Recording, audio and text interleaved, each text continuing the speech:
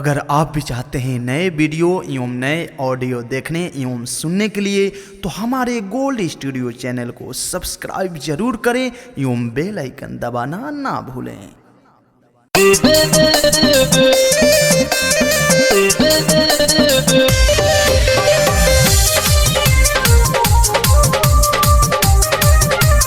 Music by Abhishek Gupta.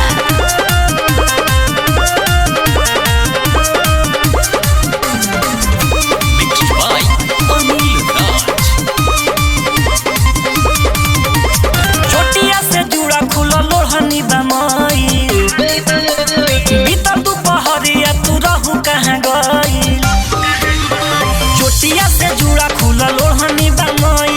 बीतल दुपहरिया तू रहू कहाँ गइल, सही सही तू बताव ना छुपाव ऐसे। सही सही तू बताव ना छुपाव ऐसे। ए ननदो मारो तारू माजा हो कुंवारे रही के। ए ननदो मारो तारू माजा हो कुंवारे रही के। Recording by Khushboo studio Harsiddhi.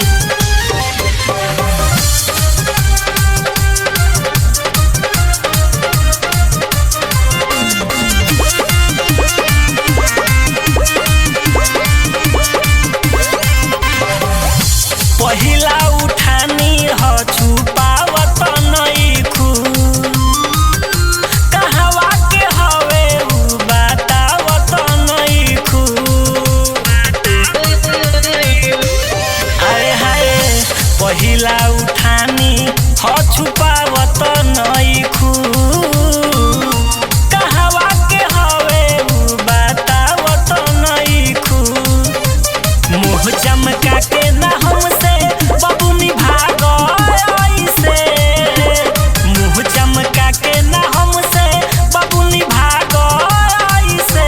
ए ननदो मारो तारू माजा हो कुंवारे रही के। ए ननदो मारो तारू माजा हो कुंवारे रही के।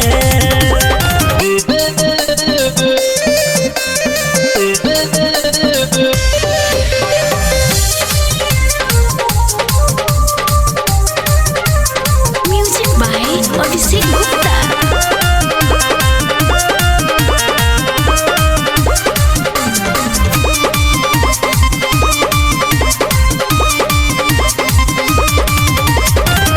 मने मने देखी ठीक से खात नइखू, पहिले लेखा खेलनो अबला जात नइखू।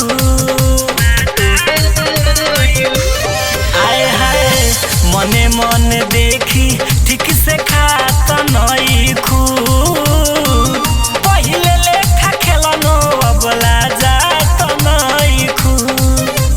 संजनी रमोही के दिहल दरदिया सहे